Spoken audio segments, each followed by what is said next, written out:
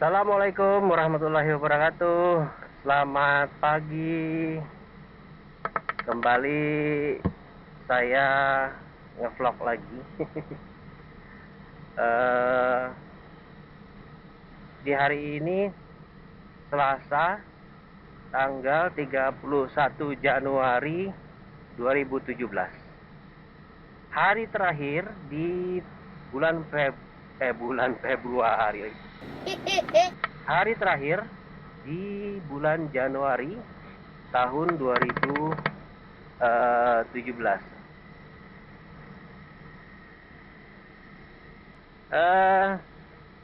Saya hari ini mau ngomongin masalah pendidikan. Jadi judul vlog hari ini adalah pendidikan itu adalah tanggung jawab kita semua. Nah, kenapa saya mau membicarakan masalah itu? Karena seperti yang sudah pernah saya ceritakan sedikit di vlog saya yang pertama, bahwa saya ini kesehariannya, profesi saya adalah sebagai tenaga pendidik, atau umumnya orang masyarakat umum menyebut kita guru, tapi saya sendiri lebih suka menyebutnya tenaga pendidik. Karena bagi saya kalimat atau kata guru itu tinggi sekali ya, terlalu berat buat saya. Saya cukup di tenaga pendidik sajalah. Kita bicara pendidikan itu tidak bisa hanya melihat dari satu sisi saja. Misal sekolah ya, atau satuan pendidikan, nggak bisa. Karena pada kenyataan sesungguhnya pendidikan itu adalah tanggung jawab semua. Tanggung jawab semua. Jadi tidak hanya berada pada suatu organisasi yang biasa disebut sekolah atau tingkat satuan pendidikan, tidak bisa. Karena pendidikan itu adalah tanggung jawab semua. Siapapun itu, orang tua, wali murid, keluarga dekat, tetangga, lingkungan. Nah, itu dia. Jadi pendidikan itu adalah tanggung jawab bersama. Kenapa saya bicara seperti ini atau membahas topik ini? Karena saya sering memperhatikan bahwa jika terjadi suatu masalah di tingkat satuan pendidikan atau di sekolah, itu yang menjadi sasaran itu adalah guru, kepala sekolah, kemudian sekolah itu sendiri. Nah, walaupun saya di sini tidak melihat case-nya ya, melihat kasusnya, tetapi yang perlu kita garis bawahi bahwa memang pendidikan itu adalah tanggung jawab semua. Contoh gini, saya ambil contoh gampangnya. Ini sekarang kita udah besok tanggal 1 Februari. Dalam waktu 1 bulan 28 hari itu kita akan masuk ke bulan Maret, bulan 3. Nah, ini bulan 3 ini sudah mulai masuk masa-masa siswa kita untuk menghadapi ujian nasional. Itu tadi yang saya katakan, sudah mendekati atau memasuki masa ujian nasional, persiapan ya, mulai dari bimbel dan sebagainya, pendalaman materi oleh sekolah. Nah, jadi jika misalnya kita hanya mengandalkan tingkat satuan pendidikan atau sekolah saja, ya berakhirnya seperti itu saja, tanpa kontrol kita bersama sebagai masyarakat. Itulah yang saya katakan kenapa ini menjadi tanggung jawab kita bersama. Misal ya, anak sekolah, di sekolah datang, kemudian mungkin anak itu kurang bersemangat atau mungkin sakit. Nah, sampai di rumah dicuekin aja, kayak seolah-olah nothing happen gitu. Jadi harusnya empatinya harus tinggi. Kamu kenapa? Kok loyo kayak gitu ya? Harus ditanya. Siapa tahu dia tidak semangat belajar karena apa. Jadi jangan hanya mengandalkan sekolah. Nah, bagusnya, hebatnya kalau kita bertanggung jawab semua itu adalah anak-anak kita ini yang masih berstatus pelajar ini akan selalu mendapat perhatian ya. Perhatiannya itu berupa ya perhatian. Misal di sekolah pasti perhatian dari bapak ibu gurunya.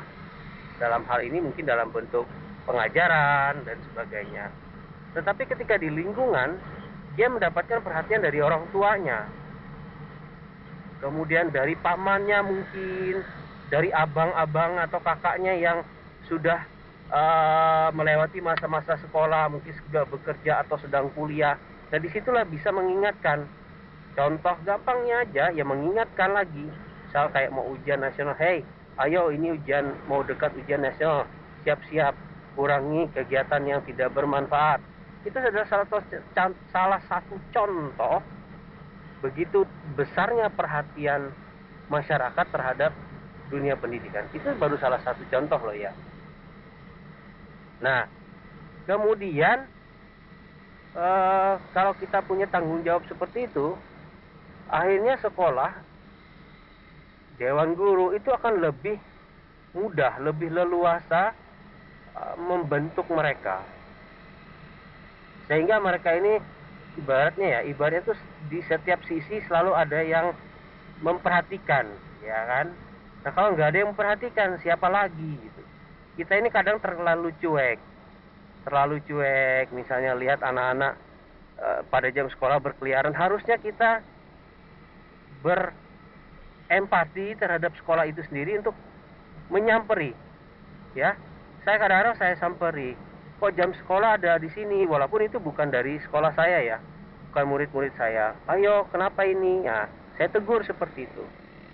Ya kita berharap jawabannya adalah jawaban jujur. Nah, jadi kalau kita cuek-cuek saja, ya akan seperti itu terus. Nanti yang sering muncul adalah, ini kok sekolah membiarkan anaknya keluar, padahal kita tidak tahu di sekolah. Ya, kita juga kadang-kadang kan, ya mohon maaf, kadang-kadang anak-anak kita nih ya sedikit menggunakan cara, misalnya kalimatnya bolos lah. Jadi berangkat dari sekolah, berangkat dari rumah, itu nggak sampai sekolahnya. Ya, dia tidak sampai di sekolah, malah belok gitu, lihat mana gitu. Nah itu yang saya katakan. Nah kalau semua peduli, kalau semua saling memperhatikan, insya Allah saya pun berharap sangat para pelajar Indonesia di Indonesia itu akan menjadi lebih baik karena mereka dapat perhatian dari orang dewasa. Itulah kenapa saya selalu katakan pendidikan itu adalah tanggung jawab kita semua. Tanggung jawab kita semua.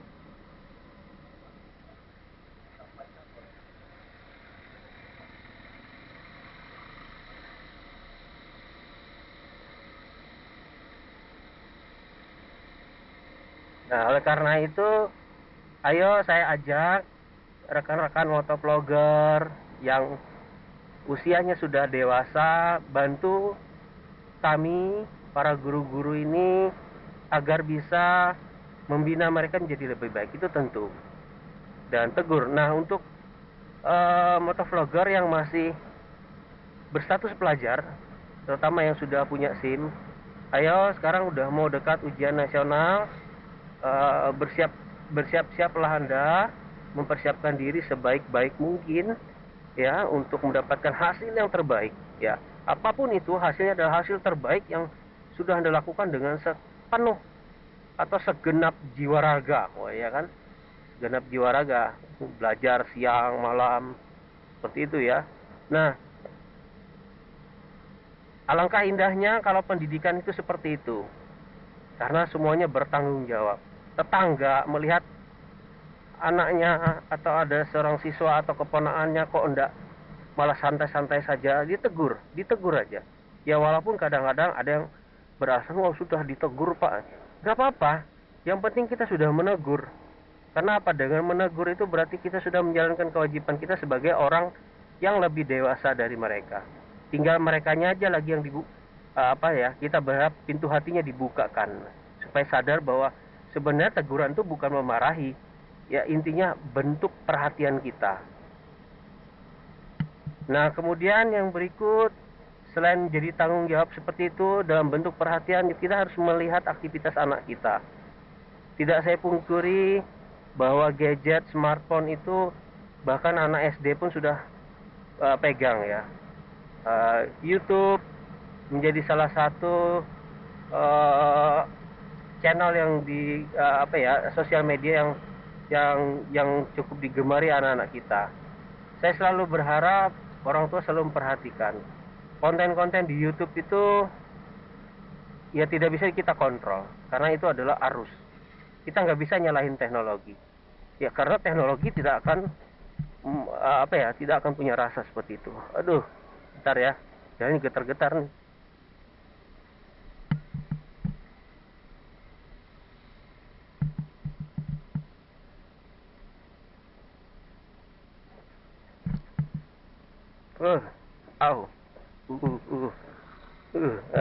Nggak tahu kameranya goyang-goyang juga nih.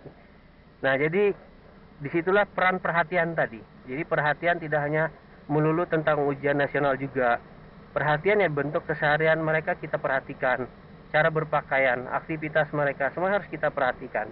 Ingat, kategorinya adalah atau ingat lingkupnya yang saya minta adalah bukan memarahi, tapi menegur. Karena saya percaya anak-anak itu kalau ditegur dia kayak gimana ya? Aku ditegur, waduh berarti saya diperhatikan. Nah itu.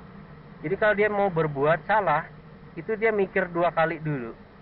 Itulah harapan kita sama-sama. Seperti contohnya YouTube, ya kita perhatikanlah apa yang dia buka.